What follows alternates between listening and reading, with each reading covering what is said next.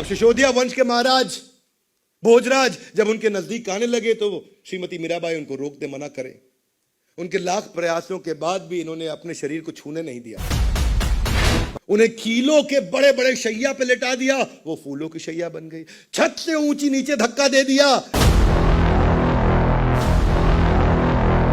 श्रीमती मीराबाई 4 साल की थी तो एक शादी का जब प्रोसेशन जा रहा था तो अपनी मां से पूछा, ये कौन है? बोले दूल्हा जा रहा है।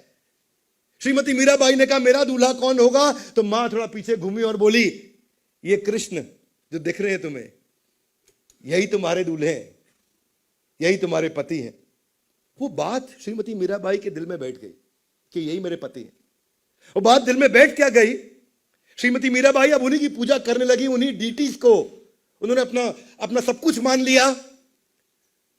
परंतु और इतना भक्ति करने लगी, इतनी अनन्य। अनन्य का अर्थ होता है ना कोई अन्य, ना कोई, इसको बोलते हैं अनन्य भक्ति, ना कोई अन्य।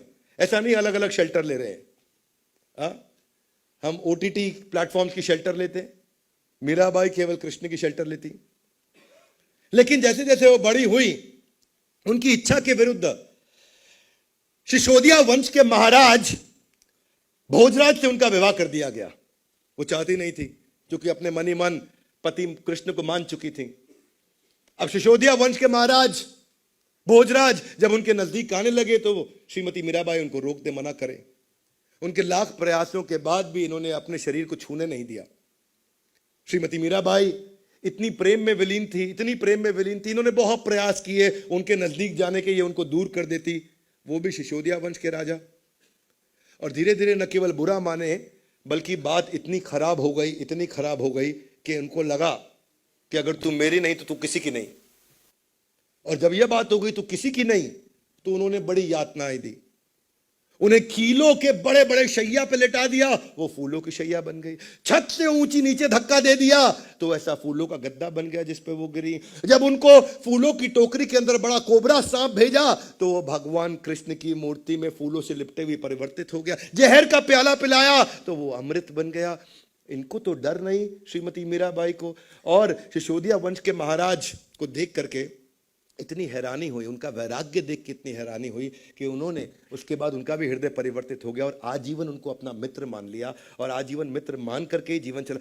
ये थी श्रीमती मीराबाई, न खोने का डर न एंगर। हाँ, ये अर्जुन ने जब प्रश्न पूछा कि स्थित प्रज्ञा से का भाषा, तो कृष्ण ने जवाब दिया, वीत राग भय क्रोध स्थित धी मुनि रुच्यते। यहां बात खत्म नहीं हुई, ये आगे भी चलेगा, अगले श्लोकों में भी आएगा। भगवान शिव के साथ में भी ये कथा आती है, जब जिस समय हलाहल का उत्पन्न हुआ था 14 रत्नों में से। कहां पे हुआ था ये? जब क्या किया गया था?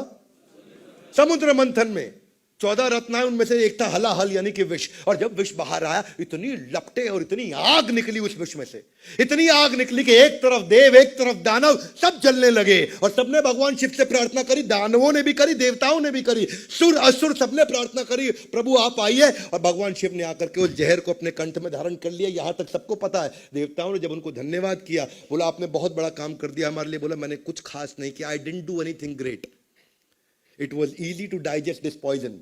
इस पॉइजन को डाइजेस्ट करना आसान है, परंतु इस पृथ्वी के जीवन में जो अनुभव करने से जो विष सामने आता है, और किसका? भय और क्रोध का, उसको डाइजेस्ट करना असंभव है। और उसी को भगवान कृष्ण ने भगवत गीता में बताया। जो भगवान शिव ने करके दिखाया, उसको भगवान ने एक्शन में बताया। इसलिए हम बोलते हैं come on Gita in, now everybody come on Gita in.